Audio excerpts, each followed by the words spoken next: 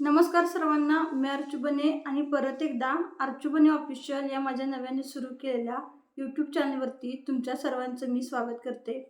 तर काही दिवसांपूर्वी आम्ही आमच्या मामाच्या गावी गेलो होतो. तर ज्या दिवशी आम्ही मामाकडून गावी परत आलो, तर त्या दिवशी प्रवासात इतका सारा घोळ झाला.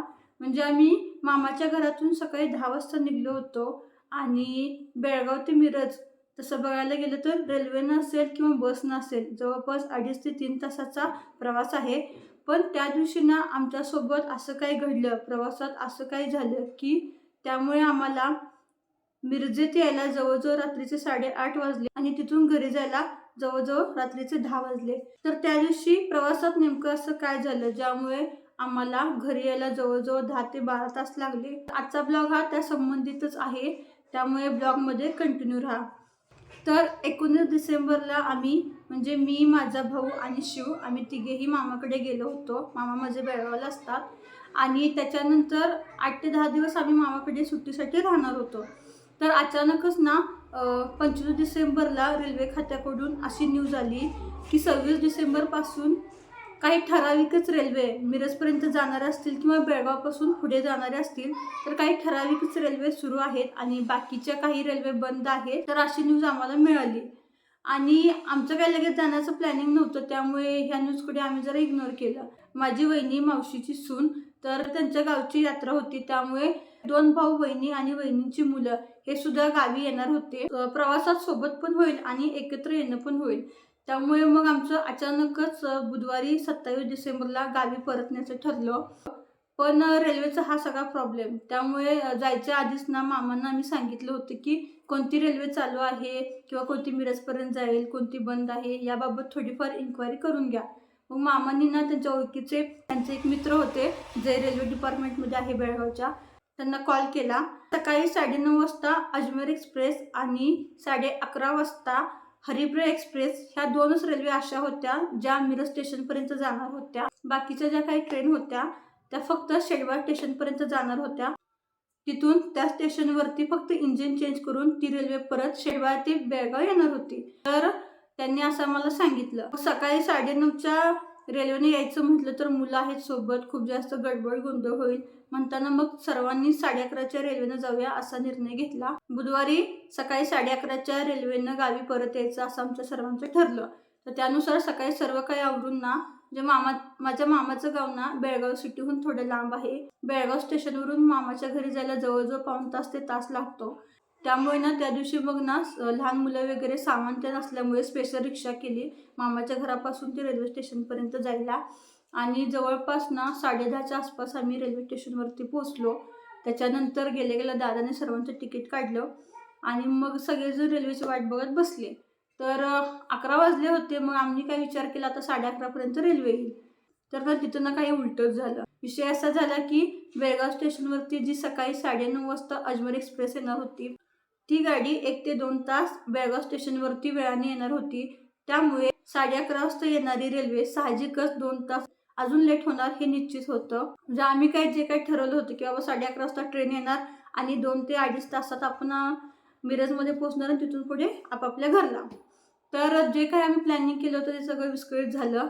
सुरुवातीला सगळेच नॉर्मल होते. 12 वाजून गेले, 1 वाजून गेला तरी 9:30ची रेल्वे काही स्टेशनवरती यायला तयार नव्हती. फक्त आणि फक्त ना रेल्वे स्टेशनवरती अनाउन्समेंट चालली होती की रेल्वेला यायला उशीर होणार आहे. म्हणजे निश्चित किती उशीर रेल्वेला लागेल हे त्या रेल्वे खात्यातल्या लोकांनाही माहीत नव्हतं, कारण आम्ही वारंवार जाऊन चौकशी करत होतो आणि त्यांनी आत्ता येईल, अर्ध्या तासात येईल, पाऊण तासात येईल असंच सांगत होते. इवन मोबाईलवरती ना आम्ही रेल्वेचं ट्रॅकिंग सुद्धा चालू ठेवलं होतं. तर फायनली ना 2 वाजता अजमेर एक्सप्रेस एकदाची बेळगाव स्टेशनवरती आली आणि आम्ही जे प्रवासासाठी तिकीट काढलं होतं ते हरिप्रिया एक्सप्रेसचं होतं.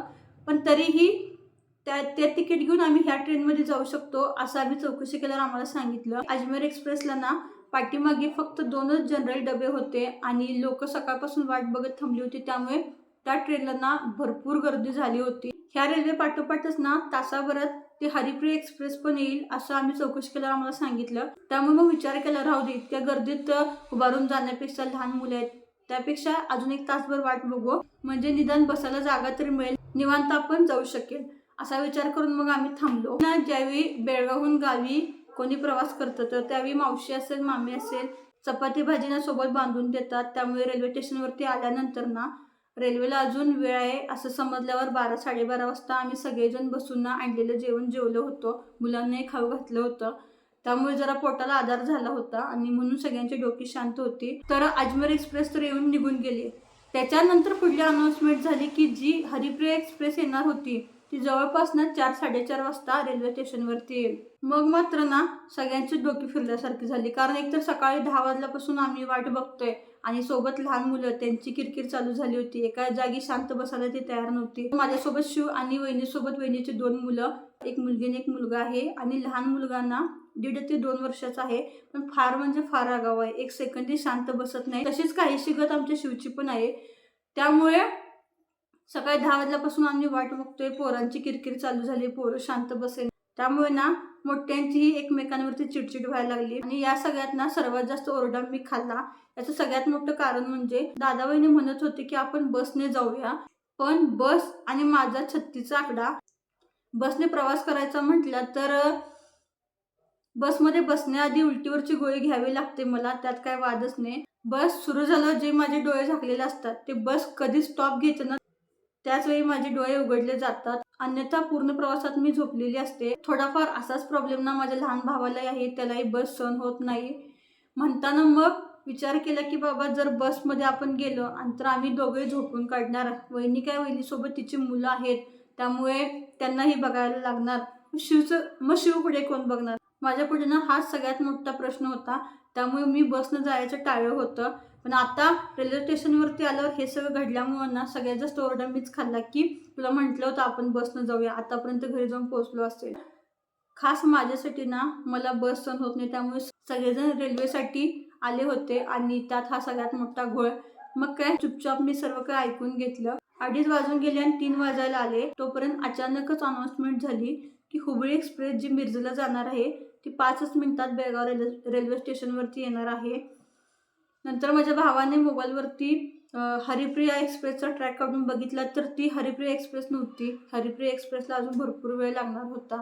मग ही अचानक रेल्वे कुठून आली असं सगळ्यांनाच प्रश्न पडला. जाऊ दे म्हटलं, कुठून तरी देवाने आपल्याकडे बघितला असा आम्ही विचार केला. बरोबर 3 वाजता हुबळी एक्सप्रेस बेळगाव स्टेशनवरती आली आणि आमचं नशीब चांगलं, डबेही खाली होते, बसायला जागा होती. त्यामुळे सगळ्यांनाच थोडाफार आनंद झाला, कारण दिवसभर सगळेच वैतागले होते. आणि फायनली आम्ही जाऊन ना 3 वाजता रेल्वेमध्ये बसलो. तर रेल्वे चालू झाली. मनोमनी देवाचे आभार म्हटले की बाबा इतका वेळ लागला, पण अखेरकार ना सकाळपासून वाट बघितलेला काही तर फायदा झाला आणि रेल्वे फायनली आली. तर झालं, मग आमचा प्रवास चालू झाला. मग थोडेफार ना सगळेजण रिलॅक्स झाले होते आणि रेल्वेच्या प्रवासामुळे मुलं पण जरा शांत झाली, खेळायला लागली. पण ट्रेनमध्ये जे काही पॅसेंजर होते तर कोणी म्हणत होतं की ही रेल्वे शेडबा स्टेशनपर्यंत जाईल, कोणी म्हणत होतं की मिरज स्टेशनपर्यंत जाईल. आणि जो मोबाईलवरती आम्ही रेल्वेचा ट्रॅक लावला होता त्यानुसार ती रेल्वे मिरजपर्यंत जाणार हे निश्चित होतं. आणि सगळ्यांचं म्हणणं ऐकून घेतल्यानंतर आम्ही असं ठरवलं की असू दे, कारण एकतर सकाळपासून वाट बघतोय, एकदाची रेल्वे मिळाली आहे म्हणजे कुठंपर्यंत जाईल तिथं पण जाईल, तिथून पुढे आपण बसनं किंवा वडापनं जाऊ असं आम्ही सर्वांनी ठरवलं. सायंकाळी 6-7:30च्या दरम्यान शेडबा स्टेशनवरती रेल्वे येऊन थांबली. 5 मिनिटं झालं, 10 मिनिटं झालं. मग आम्हाला काय वाटलं आधीचं स्टेशनवरती जशी रेल्वे थांबली आहे तसं आता होईल आणि त्याच्यानंतर रेल्वे चालू होईल. पण झालं भलतंच. 10-15 मिनिटं झाले तरी रेल्वे हालायला काय तयार. मग मात्र एक पॅसेंजरने ना खाली उतरायला चालू केलं आणि पुढे रेल्वेच्या इंजिनचा डबा असतो तिथं सगळेजण चौकशी करायला लागले. तर त्यांनी सांगितले की ही रेल्वे इथंपर्यंतच आहे, इथून पुढे तुम्हाला शेडवाळ गावातून बस वगैरे असेल तिथून तुम्हाला मिरजेला जावं लागेल. तर सायंकाळचे 6:30 वाजले होते. सोबत लेडीज लोक, लहान मुलं आणि शेडवाळ नवीन गाव, कुठे जायचं, काय करायचं, सगळ्यांच्या समोर खूप मोठा प्रश्न पडला होता की आता करायचं काय. सगळेच त्या रेल्वेतले जेवढे काही पॅसेंजर होते छोटासा चेहरा करून शेडवाळ रेल्वे स्टेशनवरती उतरले, कारण सगळ्यांनाच वैताग आला होता. ह्या आधी रेल्वेबाबत असं कधीच झालं नव्हतं, असं पहिल्यांदा होत होतं. त्यामुळे सगळेच पॅसेंजरचा कसं हिरमोड झाल्यासारखं झालं होतं. सगळ्यांचे चेहरे असे लहान झाले होते. तर ते सगळं बघून ना शेडबा स्टेशनचे जे काही रेल्वे मास्तर होते त्या देवाचंच रूप म्हणायला हरकत नाही, देवासारखे धावून आले आमच्यासाठी. आणि त्यांनी आम्हाला सांगितलं की इतक्या लोकांची गैरसोय झालेली आहे आणि हरिप्रिया एक्सप्रेस ना तासाभरात पाठोपाठ येत आहे. एक्सप्रेस रेल्वे असल्यामुळे शेडबा स्टेशनवरती थांबत नाही. पण तुमच्या सगळ्यांसाठी ना मी आज ह्या स्टेशनवरती रेल्वे थांबवतो असं त्यांनी आम्हाला सांगितलं. मग तेव्हा कुठे ना हे ऐकून सगळ्या पॅसेंजरचे चेहरे थोडेफार खुलले. म्हणजे एक मनाला एक आशा मिळाली की बाबा हा आता पाठीमागून रेल्वे येईल आणि आपण सुखरूप घरी पोहोचू. तर सगळेजण ना मनोमनी ते स्टेशन मास्तरांना धन्यवाद देत होते, देवाला धन्यवाद देत होते की बाबा देवासारखे धावून आले, कुणीतरी आमच्याकडे बघितलं. झालं मग सगळेजण ना शेडबा स्टेशनवरती पाठीमागून येणाऱ्या हरिप्रिया एक्सप्रेसची वाट बघत थांबले. हरिप्रिया एक्सप्रेस शेडबा स्टेशनवरती आली. बरं झालं म्हटलं एकदाची ट्रेन आली.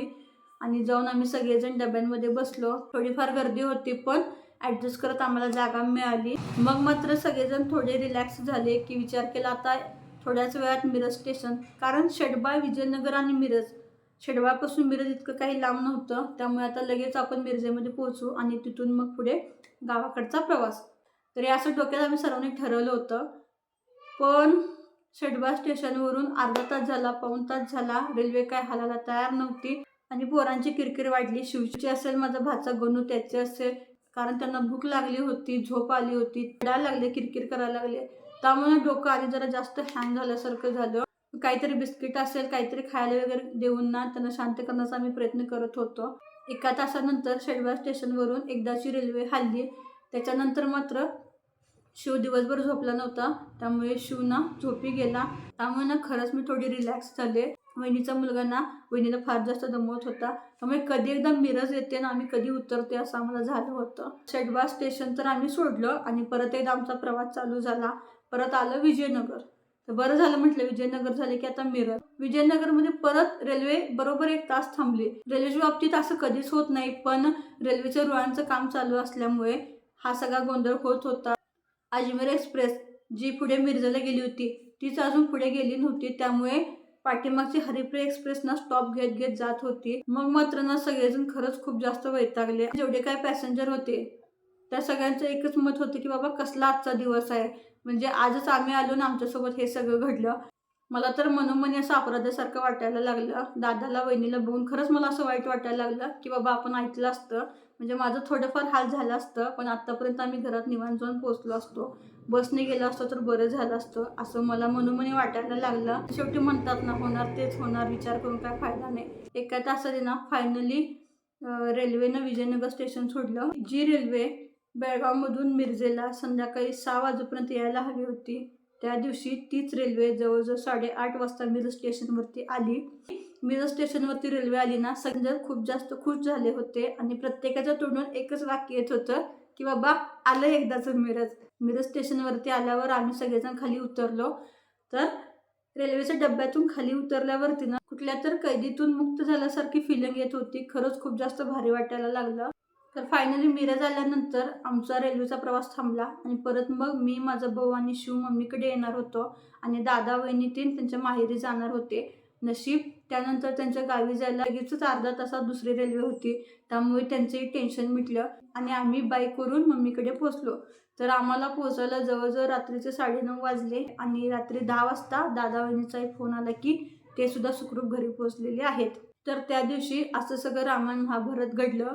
खूप जास्त त्रास झाला, म्हणजे आम्ही मोठी माणसं आम्हाला त्रास झाला तर लहान मुलांना किती त्रास झाला असेल हा याचा विचारच न केलेला बरा. पण शेवटी म्हणतात ना अंत भला तो सब भला. तर असंच काहीसं आमच्यासोबत घडलं. त्या दिवशीचा रेल्वे प्रवास खरंच आयुष्यभर लक्षात राहण्यासारखा आहे. इथून पुढे कधी मामाकडे बेळगावला जाण्याचा योग येईल तर त्या दिवशीची रेल्वे आणि जो काही घडलेला आमच्यासोबतचा प्रसंग वेळोवेळी आम्हाला आठवेल याची मला गॅरंटी आहे. तर असा हा आजचा ब्लॉग आहे आणि इथंच हा ब्लॉग थांबूया. परत भेटू नवीन एका ब्लॉग सोबत. चॅनलवरती नवीन असाल तर चॅनलला सबस्क्राईब करायला विसरू नका. Bye bye.